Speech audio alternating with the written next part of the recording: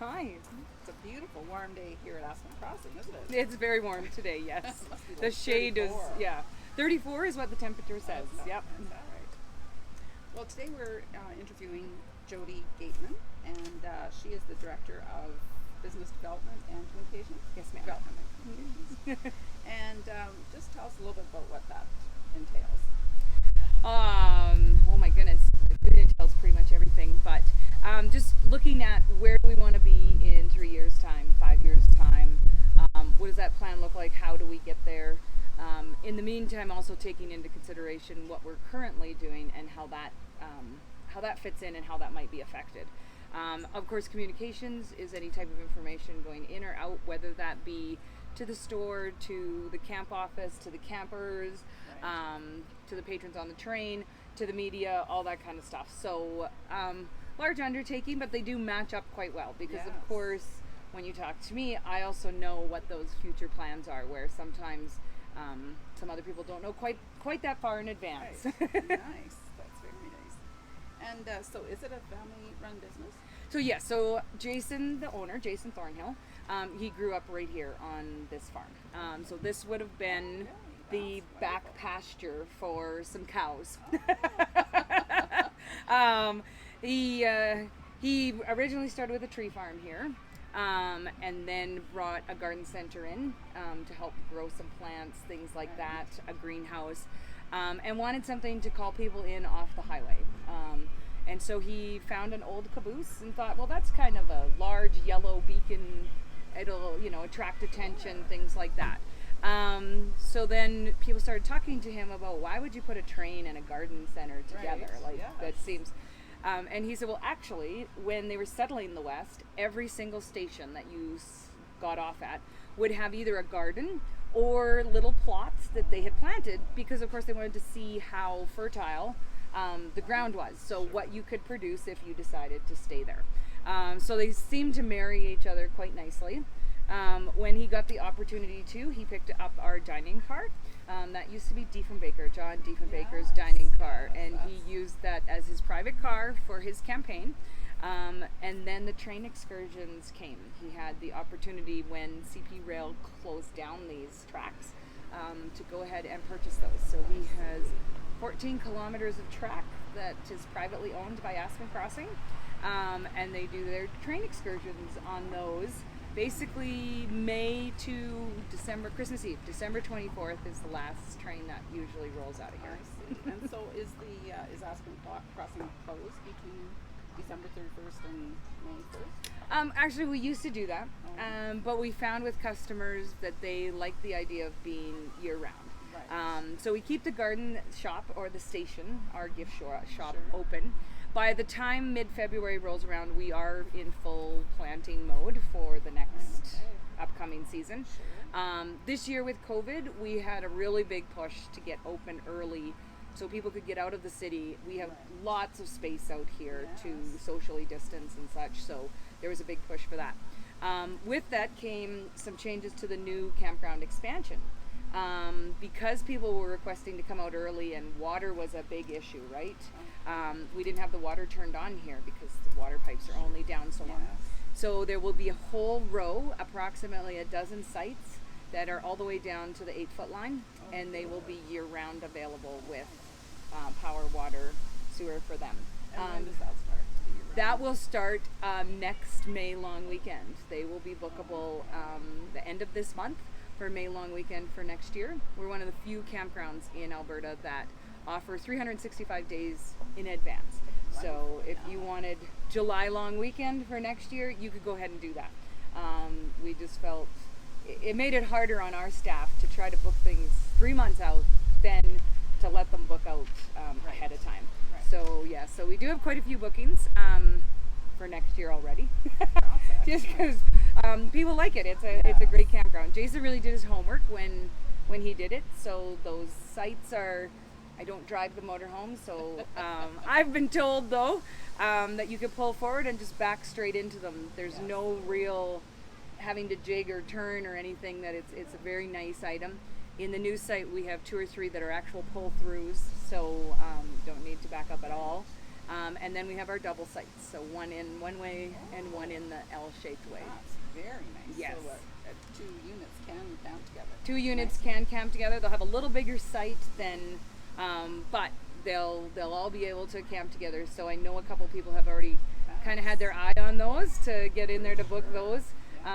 Yeah, nice to Grandma and Grandpa can be there, and Mom and Dad and the kids, and Do you know what those sites will go for? I know the mathematical formula. Okay. So they're normally they're a little bit more cost, a little higher cost than renting 2 sites, just because of their size and configuration. But I think they're only like 10% more. So if you took one of these sites and one of those sites, I'm assuming you're probably around the $100-$120 range, depending on ampage, power, water, sewer, those type of amenities. Yeah. Okay. And I see the Paquito Pond now this year is stocked with rainbow trout, and anyone can fish there. Yes. Is that a new thing, or was it always? So Paquito Pond always had rainbow trout in it. We just hadn't, they were overwinter kind of thing. We never were sure really if we had any in there. This year we decided if we're going to make Paquito Pond be a place where people want to go, let's make it be a place people want to go. So we put some fish down there, and now the new swimming lagoon is going in the new campground. So that will not be stocked with fish. We'll stock it with swimmers instead. So there's a couple docks and things that will go out there, and then we'll look at putting a dock at Paquito Pond to give a nice place where you could go have a romantic dinner or whatever you wanted. Yeah, sounds fabulous. And Paquito, how did they ever come up with that name? Well, as we said, this is a family, this was the family home. So Jason's mother, Lynn, she actually went to university in the U.S. And in order to get out of university, she had to take a foreign language. Didn't need one to get in, but you needed one to get out, to graduate. So she took Spanish. And so Paquito means little, and she called it Paquito Pond. We have since been told that the big sign she had made for it while she lived here is not spelled correctly, that is not the correct Spanish spelling of Paquito. But when you sound it out phonetically, so we left it that way. Yes, it works. Nice. What year did it start here, and when did the campground start? Oh, good questions. I need my history book in front of me. So it was the campground's been here for about, I want to say 8 years. They started originally with a much smaller one and then added on. As the tree farm, lost trees, there was space, and they said, what should we do with this? And they decided to put more campsites there. The train runs, I think, are about that same. This is our 6th season for Train of Terror, and we ran 2 seasons. Yeah, they're about 8. They're about 8 too. But the whole thing started. The picture I have is in 2008. So yes, we have a picture of the very first sign on the road that says Garden Center opening May 1st. And there's no trees, there's no greenhouses, it's just a little garden center and a yellow caboose. And so we've just got it on the schedule for next week to take a picture of that same location where that was shot, to show the enormous amount of growth over the past 12 years that's happened here. Sure. Yes. So the yellow caboose also probably contributed to all the yellow t-shirts, is that right? Yes and no. So Aspen, Jason really liked, because business-wise, his business mentor had said, you always want to be first in the alphabet, right, when somebody's looking for something. Yes. But there are tons of aspen trees out here. It is a very prevalent tree in Alberta. Sure. And so he really liked the look of those trees. They're kind of white with that, everywhere they have a bump, it's a little black. He really liked that, and so this is an actual aspen leaf, and when they decided to do Aspen Crossing, it was fall, so they picked that yellow color there. The yellow cabooses are normally most trains have yellow cabooses, some have orange, but that was kind of a color that stood out from the highway and such, and it just nicely falls into line with our color scheme. Yes. Wow, everything was well thought out, eh? He's done a good job. Yeah, that's for sure. He keeps us on our toes, because he's usually 5 years ahead of where we are. And so we're busy trying to play catch up. Yes. But he's already thought things out and thought them through. Every once in a while, there's a slight twist or turn because of something he's learned. But Sure. no, he's a smart cookie. I see that the store is very much changed. It's a lot more roomy, a lot more mapped out. It's not as cluttery, which I didn't mind. I liked all the stuff in there. I still do. And then I see that there's more animals. The pigs are out. The pigs, the goats, the chickens. So the goats come and do a walk on Friday night around the campground. They are getting halter broken. This is the first year we will overwinter them here with us. Normally they would go out to a farm, but we've decided. Are they pygmy goats or what are they are not. They're a regular goat. They're just a smaller size. Of course, it's Mo and Larry that we have. I saw. So we are trying to find a curly to come and stay. And someone is, I know someone has suggested they have a fainting goat that we could bring. We're just not sure if we really want a fainting goat. The pigs, as always, will be here with us until they reach a certain age. And then they will be yes, then we will have some good brisket or some good pig ribs and such. Chickens will be with us probably till the end of October, and then they do go to a farm so that they can have babies, and then next year we'll take the babies and raise them. So we'll always have first generation hens. They tend to do better with one another. When you bring an older one in, they pick on each other. I see. But they will be here over October, which is a new thing for us because they will actually be part of our Train of Terror haunted adventure area. So yeah, we're excited about that. And they have little leashes too. They're just walked around the parking lot in the tavern. They're very cute, little pink vests that they strut around in. And they just think they're the cat's meow here. So nope, the girls at the front counter take care of those animals very, very well. And most people really enjoy that we get to show them off, and they're not just in a pen. I've never seen chickens on parade. They're cute. They are cute. And then the kids go up and help. If they're camping here, they could go up and help on certain days to collect the eggs and things like that. And then the eggs are here for campers to help enjoy. Awesome. Yes, That's totally awesome. And in the store, we did do some for COVID, but the girls already had that spread out when COVID hit. We were able to say, hey, look at, here's our count for how many people can be in here. But their idea was, instead of trying to cram a year's worth of stuff in the store, let's do seasons at a time. And then we can rotate things in and out, so it's always new. Right. We're just getting our orders started now for October. So we have all the drink up witches, cups and mugs coming in, things like that.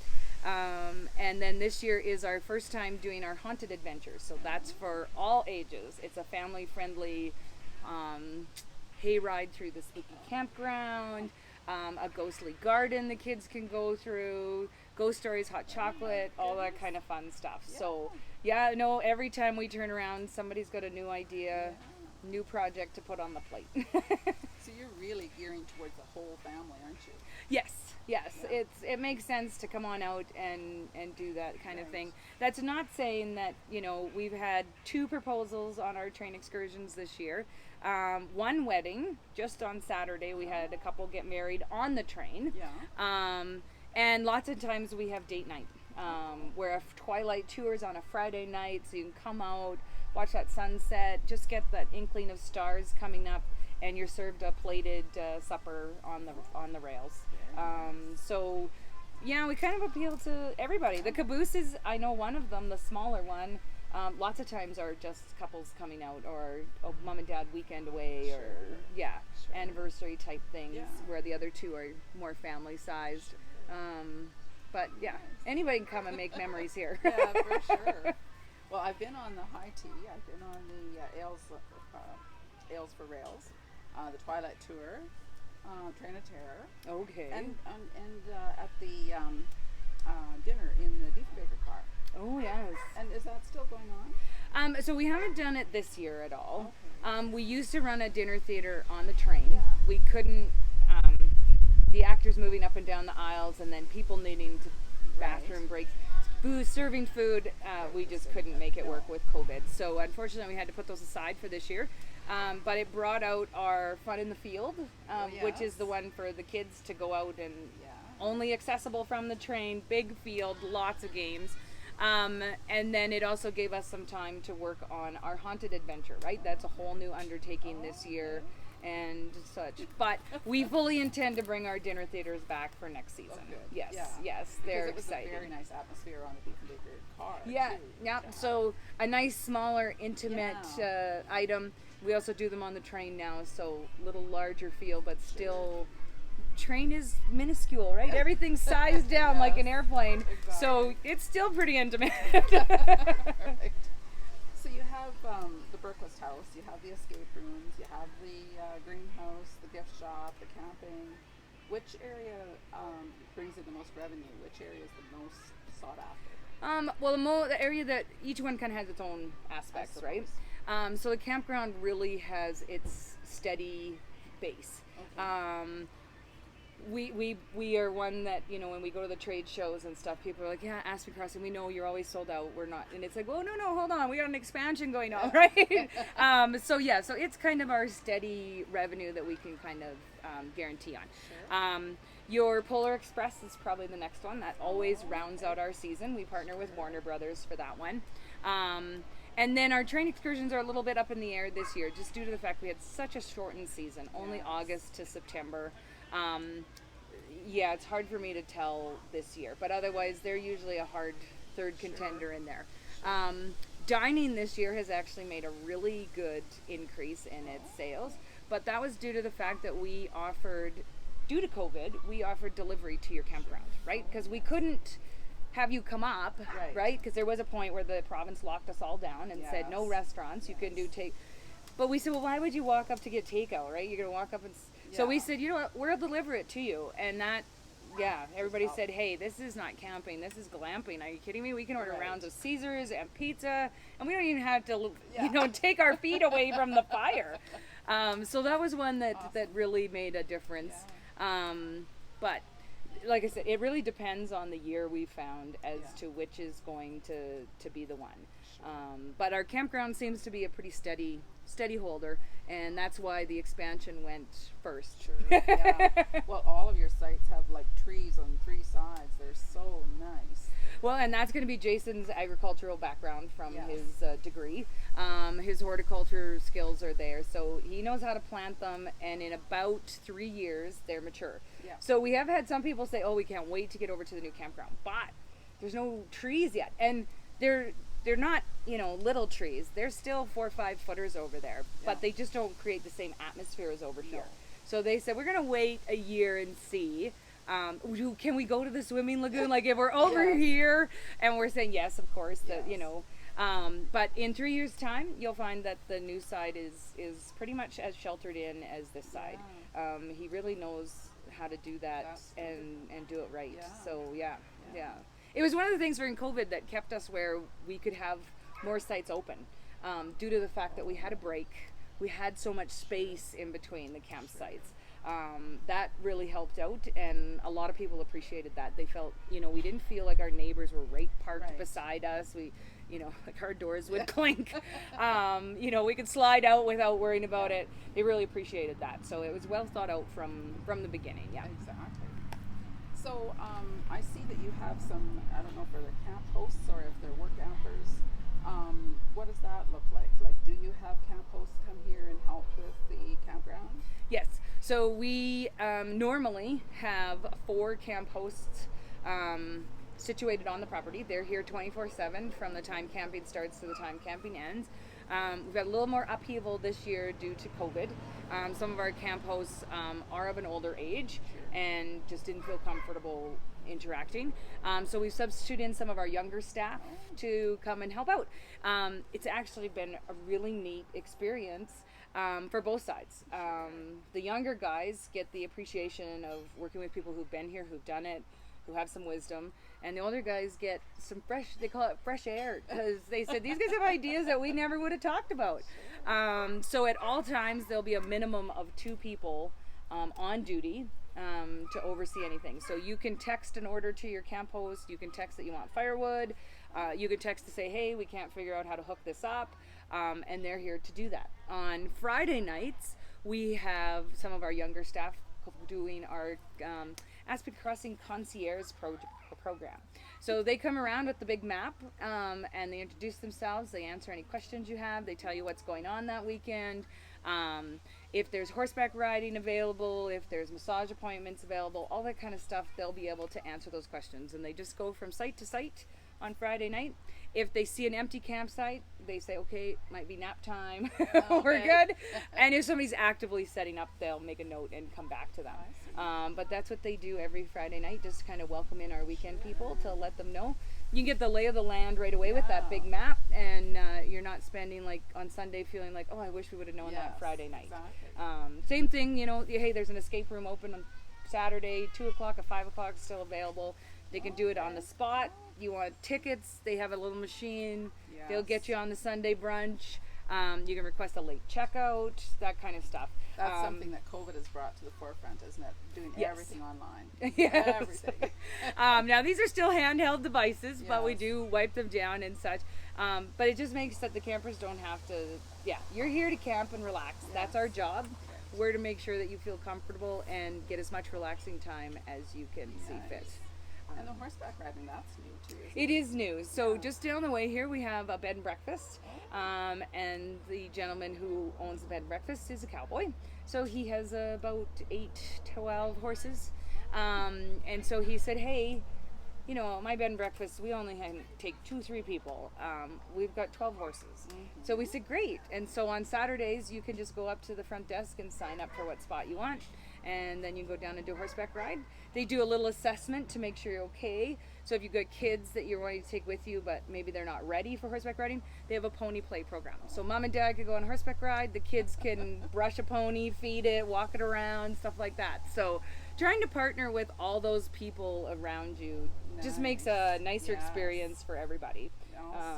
One of the projects we're working on for next season is basically a map of the surrounding area. So basically from the edge of Calgary to here and the same distance out in every direction, what's available. So if you want Chinese food, here's where you can go get it. If you want us to go get it, we'll do that, and here's what it costs. But then you can go down to the Trek Center. You can get your picture taken with the Star Trek Enterprise. You can go to the Nanton Air Museum. We can schedule all that stuff for you. So and then what, you'll have a bus or a van? we do have our bus. We have our Aspen Crossing bus, so it's a 52 passenger coach. At this time, it's of course a little shut down, limited. But yes, we can offer that, or we'll have somebody grab a vehicle and take you there, right? Nice. Just kind of this is your camping time. This is supposed to be your time off, your vacation, your relaxation. So let us help you make that happen.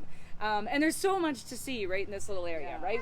COVID brought that to the forefront on how much we have right here in our own backyard. That, you know, you don't have to fly off to Florida or California. You can stay here and have some really neat experiences and memories. Exactly. So that'll be on the plan for next year. And if we can, fingers crossed, knock on wood, some tour excursions. So down to Drumheller for the Tyrrell Museum. So you could make this be home base and extend out for a day or two, or if you were staying for a week or 10 days, make it a whole thing. Yeah. So you obviously you've alluded to a lot of plans coming up in the future. One thing that I'm wondering about is, like, with the Paquita Pond, there could be skating, there could be ski trails around when it becomes a full-time facility. Yes. Have you looked at that kind of thing? Well, that's where I talked about those first row being all-season sites, right? Okay. But then we also have our cabooses that you can do that with, or if you're self-contained, and we found out in COVID you can be, then great, you can do that. So yes, we would love to open up some of those pastures to some cross-country skiing. We have talked about, for Polar Express, possibly having a Jiffy rink for this year, and then taking a look. Paquito Pond, just because of its depth, without knowing the weather, Yes. this is Alberta. Yes. We have a hard time trying to Yeah, maintain that exposed. thickness of ice. Right. So, but we have lots of space where we could put up a small Yeah. skating area where Sure. people could enjoy that. So yes, the goal would be to look at, make sure, what can we do year round? Yes. We've already said, people say, oh, we were craving your pizza tonight and we forgot you're closed till April. So we said, nope, other than Christmas Day and New Year's Day, we are open. So we now need to find things to fill those spots where we're not actively busy all the time, which is our January to April. So we'll be looking at those things this year. Snowshoeing, cross-country skiing, skating, they all things that we could definitely do here at Aspen. For sure, yes. And the cabooses, I see that they've been very popular. Are they filled most of the time? Most of the time. Are they? I would say 90% of the time they are booked out.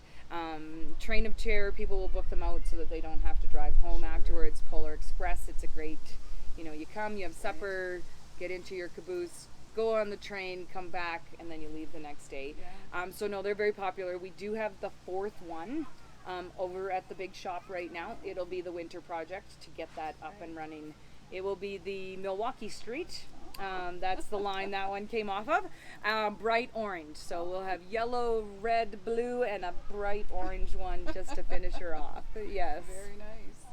So how many sites do you have with the expansion? How many will you have for campground? So we have 120 where we're situated right now. Okay. When we move over to the new site, we will go to 252. Wonderful. So yeah. So it'll be almost a full double. Yeah. And what about employees? What would you say is your... It depends on what's going on and Sure. such. So when we start off in the year, like January, we will probably be a fairly skeleton crew of 20. Okay. By the time you hit Polar Express, you'll be up very close to almost 100 people. Nice. So every car has a dancing chef, 2 or 3 elves, actually 2 dancing chefs, 2 or 3 elves, and then your hero girl, hero boy, the hobo, right? So Yes. just staff alone for acting on Polar Express puts us at almost 50. And then you take the regular staff, so we'll be very close to 100. On average, we probably have anywhere from 40 to 50 people on staff here. And then how busy the season gets, right, is where it increases from there. And do most of them live on site? We do have staff accommodations now. If you've taken a walk towards the station, you can see that nice new building that's kind of the same haven't red. done that yet. So it's just over to the east. Those are staff accoms. Right now they're at full capacity. So of course the staff's pressing for more, right? Sure. They would love to live on site. But we probably have 20% that live on site or close by, and the rest come 15, 20. Some people drive an hour and a half in the morning. Yeah.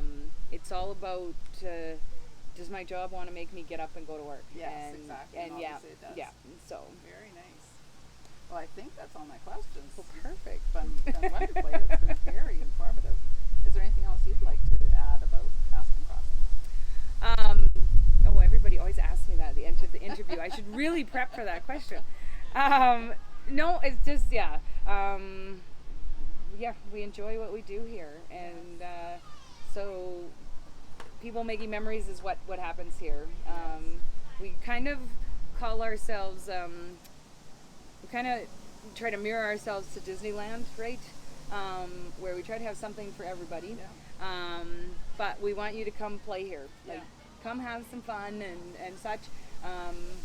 Growing up here in the area, fields and places you can go explore and just be a kid or act like a kid Yes. is something that gets hard to come by nowadays. It So is.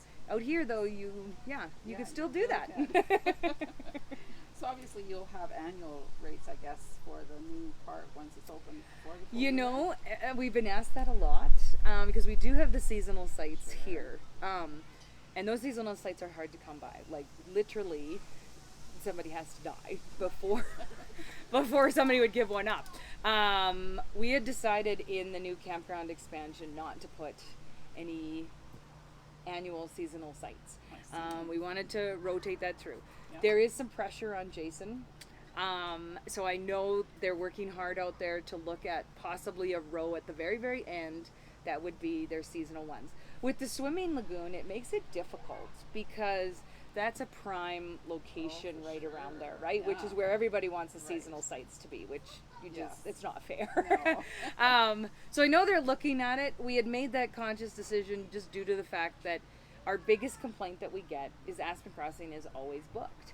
Now we always tell people, hey, we're booked. It's online. Like you can Yes. go online, you can hand pick your spot. Right. So check often because people do say, oh, our plans fell through. We're, somebody's Sure. not feeling well, so we can't come. But that's our biggest complaint, and so we're really focused on how do we address that fact. We don't want you to bypass us just because you think we're busy. There's a reason we're busy, so Yes. that's why we want you to check us out. So a little bit of pressure coming down that way when we made the decision not to put seasonal sites in there, to try to give it a rotation where it could be available to everyone. But it looks like he might give in to that. And like I said, he's already 10 steps ahead of us, so he may have already made that decision. We just don't know it yet. But at this moment in time, the official word is there are no seasonal sites in the new expansion. However, the good news is we still have another 100 acres out there in which wow. to expand further and then look at putting in another Yeah. seasonal site. I know this was the first year since I've known where a seasonal site came available to, they said we just can't use it anymore, we're not getting out, Yeah. we'd like someone else to have that item. They've been here 3 weeks now, and loving every minute of it. Nice. So yeah, I don't know, any questions from off camera? No, just no. Well, you picked a very nice spot. 43 is nice because it's close to the camp store. It's close to the cabooses. You got playgrounds on both sides. Yes. You really couldn't have picked a No, nicer it's spot. a very Yes, nice spot. yes. Yes. Awesome. Well, thank you for coming out with us today. Yes. Well, thank you for the interview and for all the things you do because it's a wonderful space. Awesome. Thank you. Thank you.